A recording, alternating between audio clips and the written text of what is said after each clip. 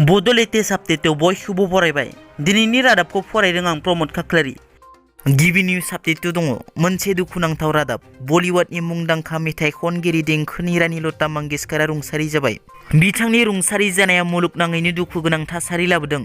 गावनि मिलौहाब देंखोजों भारतजों लोगोसे मुलुगावनो मुंदांखा जाबोनो हानाय बलिउडनि देंखोगिरि लता मंगेशकरआ गोबाव समनिफ्रायनो बेरामजों जुजिनानै दिनै मुम्बाइनि ब्रिज केन्डी हस्पिटालाव 92 बोसोर बैसोआव जोबथाहांबोयो। बिथांनि रुंसारि जानायाव भारतनि गाहाय मन्त्रि नरेन्द्र मदि, नखर मन्त्रि अमित शाह, हादरनि गोबां मन्त्रि एमएलए, फावखुंगुर फावखुंग्रि देंखोगिरिजों लोगोसे बिटिआरनि गाहाय बिथाङाबो गोथौ दुखु मोननाय फोरमायो। गुवाहाटीनि नलपारायाव गंब्रै जिबा बर' नखरफोरखौ हाग्रा बिफाना आयेन बेरेखायै थादों होनना होखारनायाव आलाय सिलाय जानांनाय बर' सुबुंफोरनो दिनै बिटिआर सरकारा माइरं आरो नांगौ मुवा बेसादखौ दैथायहरदों।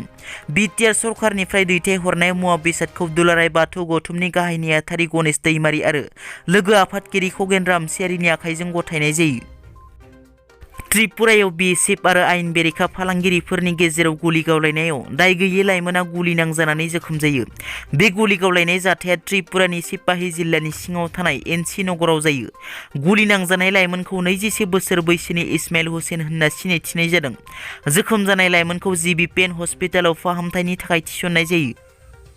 गर्जन मोसाहारिनि खौरांगिरि मेल। गुवाहाटीनि नलपारायाव थानाय बर'फोरखौ होखारनायनि सायाव गर्जन मोसाहारि बिथाङा गोबां बाथ्रा बुंथियो।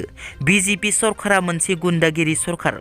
न' थाखानायफोरखौ न' गैयै खालामनाय आरो हा थाखानायफोरखौ हा गैयै खालामनाय, बियो माबायदि खान्थि होनना बीजेपीआव हाबनाय बिश्वजित दैमारि, रिवरिवा नार्जारि, प्रमद बर'आ बीजेपीजों एलायेन्स, हाग्रामा महिलारि बिथांमोना बीजेपीजों एलायेन्स, बिपिएफआबो इउपिपिएलआबो बीजेपीजों एलायेन्स जाबाय। गोविन्द बसुमतारी मोनबायदि आन्दालनकारि बिथांमोना मानो इभिक्सन खालामनो होखो?